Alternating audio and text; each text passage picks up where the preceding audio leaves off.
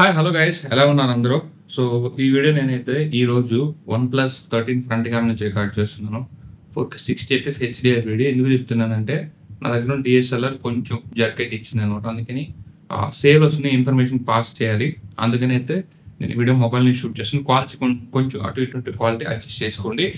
అలాగే వచ్చేసి నేను ఈ వీడియోలో మీరు అది కొనండి ఇది కొనండి సో లూట్ డీల్స్ అవి ఇవని చెప్పి మీకు ప్రమోషన్ అయితే చేయను అనమాట.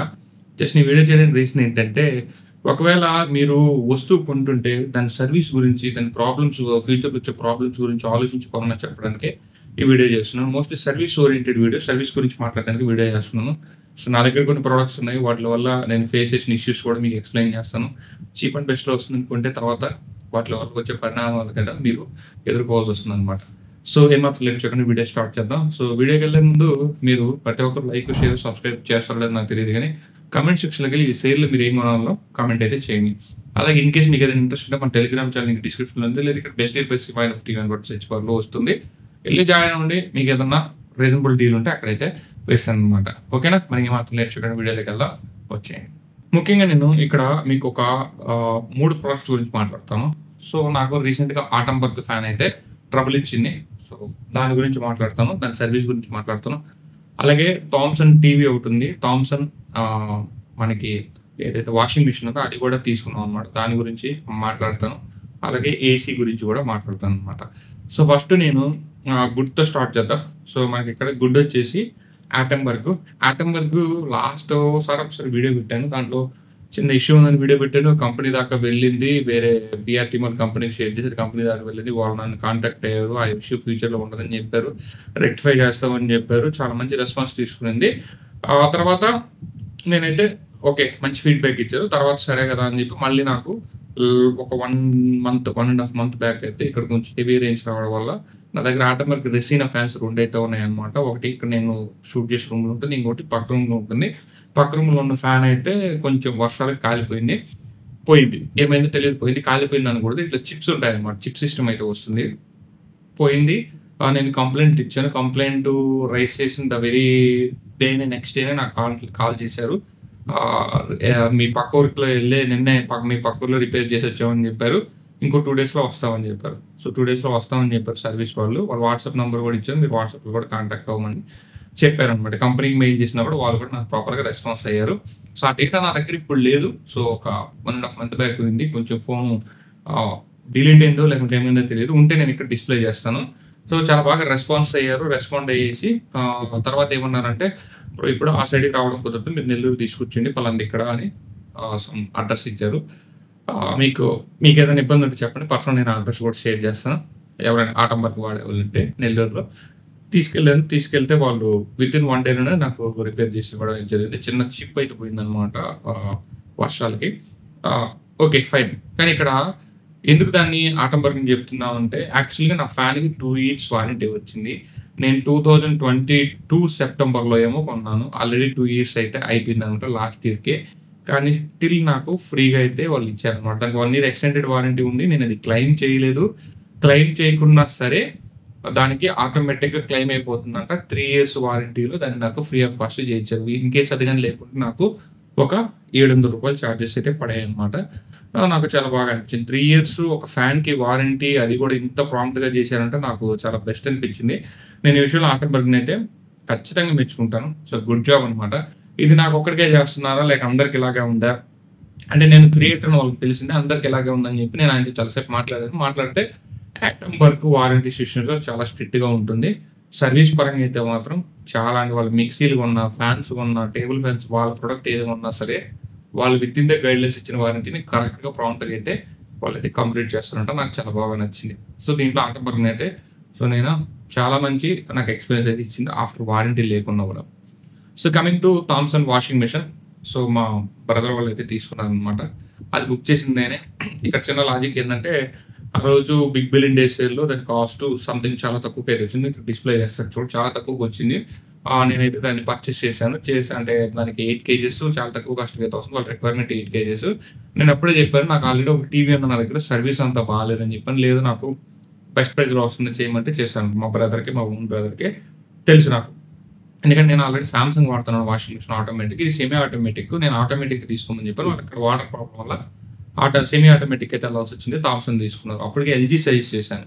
సో ఇప్పుడేమైందంటే ఆ థామ్సన్ వాషింగ్ మిషన్‌లో ఒక మోస్ట్‌లీ ఒక 6-8 మంత్స్ మధ్యలోనే దాని కింద ఏదైతే బెల్ట్ ఉందో, ఏదైతే డ్రైయర్‌కొచ్చే బెల్ట్ ఉందో అదైతే చెడిపోయిందనడం. అంటే మోటార్ ఒకటే ఉంటుంది డ్రైయర్‌కి, దీనికి మెయిన్ దానికి. సో డ్రైయర్‌కి బెల్ట్ కనెక్షన్ ఉందో ఆ బెల్ట్ పోయింది. ఇంకేదైనా పోయిందో సో డ్రైయర్ అయితే పని చేయట్లేదు. సో ఇప్పుడు ఓన్లీ వాషర్ మాత్రం పనిచేస్తుంది. పనిచేస్తుంటే సరే కస్టమర్ కేర్ అనేది ఒకటి తగలొద్దండి కదా అని చెప్పి నేను ట్రై చేశాను. మీరు కూడా ట్రై చేయండి. Thomson service centre in Nellore అని కొట్టండి. ఏదో పిచ్చి నంబర్ వస్తుంది. 1.5 రేటింగ్ ఏదో ఉంటుందనమాట. నేను మనం ఫోన్ చేయడం, వాళ్ళు ఫోన్ ఎత్తరు. ఆ ఫోన్ కలవదు. సో చూసి ఇసుగొచ్చేసి నేనైతే దాన్ని వదిలేసాననమాట. సో వాళ్ళు కూడా వదిలేలే, వాషర్ పనిచేస్తుంది కదా! సో డ్రైయర్ పని చేయమంటే మందులే అని చెప్పి అలా వాడుకుంటున్నారు. సో ఇప్పటికి దగ్గర 1 మంత్ నుంచి ఈ ప్రాబ్లమ్ అయితే వచ్చింది. 1 మంత్ నుంచి షార్ట్ అవుట్ అయితే కాలేదనమాట. సో ఇప్పుడు బయట ఏదైనా చూపిద్దాము అంటే దానికి వారంటీ ఉంది. వారంటీ షార్ట్ అవుతుంది. అలాగే వాళ్ళొస్తారంటే వాళ్ళకైతే రావట్లేదనమాట. సో నేను చాలా ట్రై చేశాను. మెయిల్ కూడా పెట్టాను. ఎన్ని పెట్టినా సరే థామ్సన్ దగ్గర నుంచి అస్సలు రెస్పాన్స్ అయితే లేదు.